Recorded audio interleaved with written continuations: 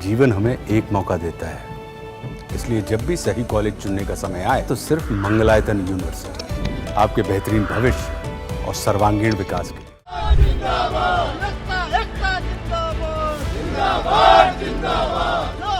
Justice Yashwant Verma के cash कांड पर पूरे देश में बहस हो रही है। इलाहाबाद हाईकोर्ट में ट्रांसफर होने के बाद अब इलाहाबाद का बार एसोसिएशन भी उनका विरोध कर रहा है।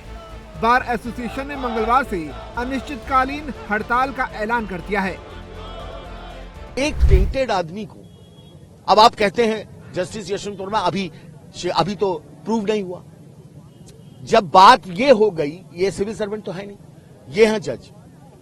एबव सस्पिशन इनको होना चाहिए। सीजर्स वाइफ वाला नारा तो बहुत पुराना है, हमारा कहा हुआ तो है नहीं, ये तमाम सुप्रीम कोर्ट के जजमेंट में कोटेड। केवल सस्पिशन के आधार पर इनको हटा देना चाहिए। नहीं हटा सकते। अच्छा, प्रोटेक्शन जो मिलता है, अब संवैधानिक प्रोटेक्शन जो मिला हुआ है, बार बार प्रोटेक्शन की बात हो रही है, वो प्रोटेक्शन क्या है? वो प्रोटेक्शन है रिमूवल से प्रोटेक्शन, कि नहीं एक स्ट्रोक से नहीं हटाए जा सकते। इनका एक प्रोसीजर है, वो इन हाउस कमेटी उस प्रोसीजर के क्रम में बनाई गई है कि इनका रिमूवल होना चाहिए कि नहीं होना चाहिए।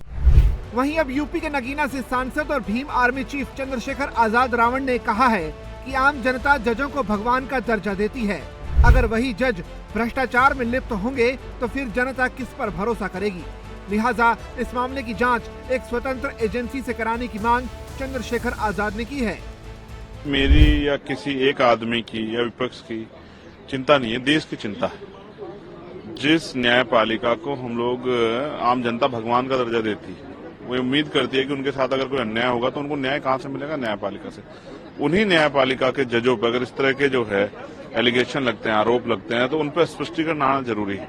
उनमें जिस तरह 6-7 दिन तक घटना को छिपाया गया, चिंता का विषय है। ये सोचा जा रहा है कि अगर मीडिया इस घटना को जो है जनता के सामने नहीं लाती, शायद ये घटना छिपा दी जाती।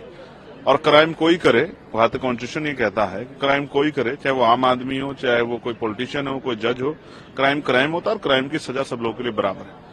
तो उस पर जांच होनी चाहिए, और वो जांच कब होगी और उस जांच की कौन करेगा? मेरा तो सबसे बड़ा सवाल कल भी ये था कि कोई भी भाई बंधु अगर किसी की जांच करेगा, जैसे मैंने कल भी कहा, अगर मेंबर ऑफ पार्लियामेंट के ऊपर आरोप लगा और उसकी जांच जो है मेंबर ऑफ पार्लियामेंट ही करें, तो मुझे नहीं लगता कि वो अपने साथियों के खिलाफ कोई ऐसा कदम उठाएंगे जिससे जो है न्याय हो पाएगा। इसलिए मैं मांग करता हूं कि स्वतंत्र एजेंसी द्वारा इसकी पूरी जांच हो। ये मैं नहीं कह रहा हूं कि भ्रष्टाचारी, मैं दोबारा कह रहा हूं, मैं तो ऑनरेबल जजेस का बहुत सम्मान करता हूं, लेकिन मैं ये कह रहा हूं कि भ्रष्टाचारी है या नहीं, ये तो तब तय होगा जब जांच हो जाएगी।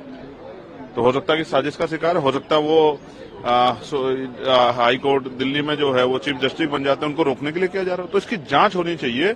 और इतना पैसा कहां से आया? क्या ये कोई कॉन्स्पिरेसी है या कोई भ्रष्टाचार का मामला? जब तक ये जनता के सामने है, जनता की चिंता बनी रहेगी।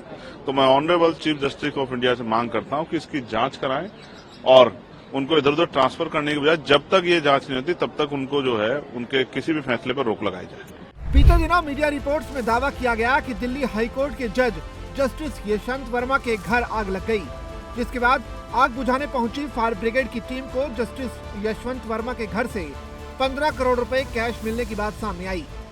मामला बढ़ा तो सुप्रीम कोर्ट के कोलेजियम ने जस्टिस यशवंत वर्मा के खिलाफ जांच की सिफारिश कर दी और उनका तबादला इलाहाबाद हाई कोर्ट में कर दिया।